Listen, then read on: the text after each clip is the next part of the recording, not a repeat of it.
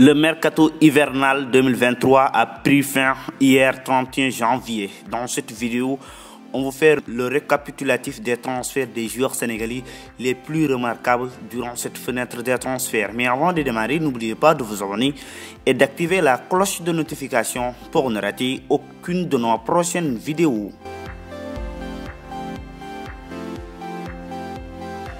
Bamba Dieng a quitté finalement l'Olympique de Marseille après son échec à la dernière minute du mercato estival 2022 où il devait rejoindre l'OGC Nice. Bamba Dieng a rejoint Lorient pour 2 ans et demi. Il a aussi une option de prolongation de 2 ans.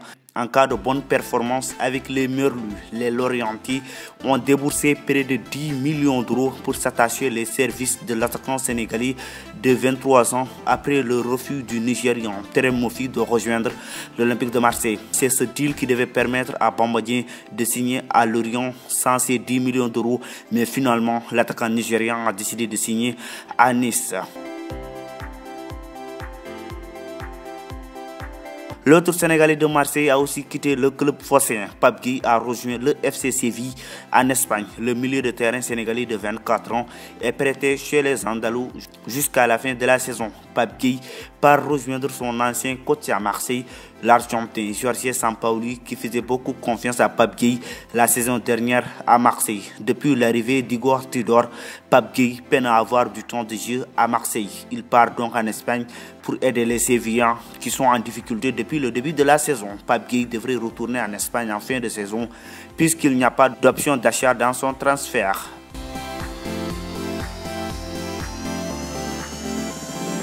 Amine Sarr, le jeune attaquant originaire du Sénégal, signe lui en France du côté de l'Olympique lyonnais. Il quitte le championnat des Pays-Bas pour rejoindre la Ligue 1 française. Il est formé à Malmö en Suède. Amine Sarr évolue à Heerenveen depuis janvier 2022. Après un bon début de saison avec le club néerlandais, il est repéré par les dirigeants de l'Olympique lyonnais qui ont dépensé 11 millions d'euros pour le signer. Amine Sarr est donc lié avec l'Olympique lyonnais jusqu'en juin 2027.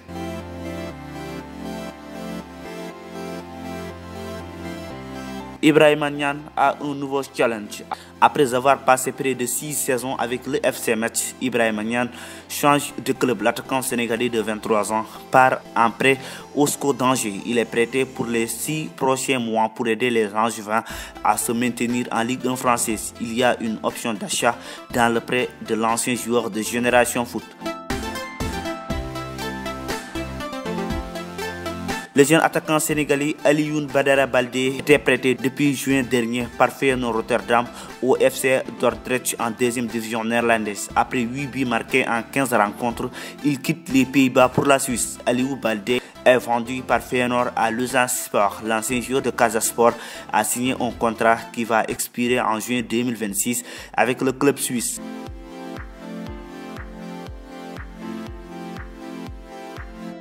Alfred Gomis a trouvé un point de chute après une première partie de saison très compliquée au Stade Rennais. Alfred Gomis est donc retourné en Italie, mais en 2e division. Il est prêté à Com 1907, actuel 16e de Série B. Probablement, Alfred Gomis va revenir à Rennes car il n'y a aucune option d'achat dans ce prêt de 6 mois.